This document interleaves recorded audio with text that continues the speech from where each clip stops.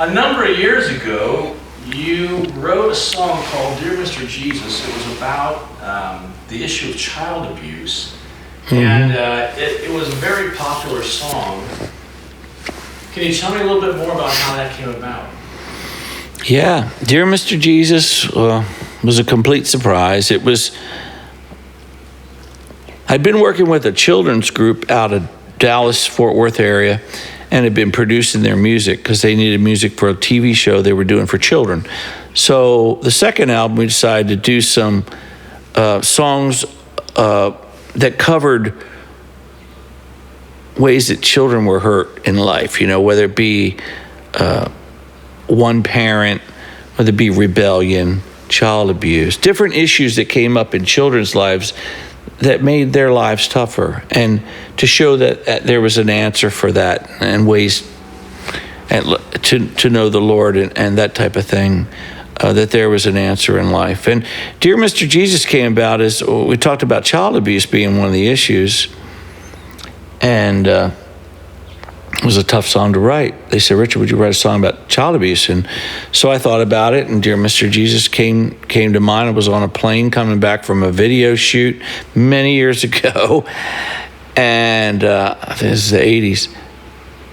And the song, I was thinking, Dear Mr. Gable was a thing in an old movie. And I was thinking of a little child, so it was I think it was Shirley Temple or somebody. And I was thinking, okay, what about Dear Mr. President? And I said, well, no. As I thought about it, I said, that's not a high enough power. So as a child in their innocence would reach out to the highest power, and in their hearts it would be Jesus. As Jesus loves me, this I know.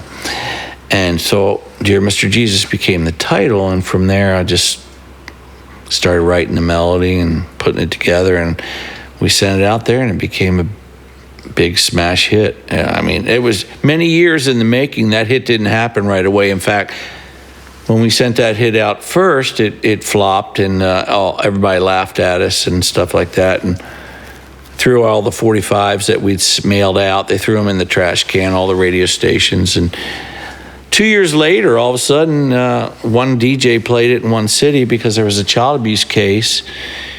It instantly became a hit in that city, and they couldn't get it off the air. And then they played it for a sister station, and then Rick Dees got a hold of it. And all of a sudden, before you know it, it hit a triangle in America, and within 4 or 5 days, and it just kind of exploded and became a major hit record. And I'm sitting on my couch the whole time watching the evening news going, you're not going to believe this song about child abuse. And it just happened. The people made it a hit.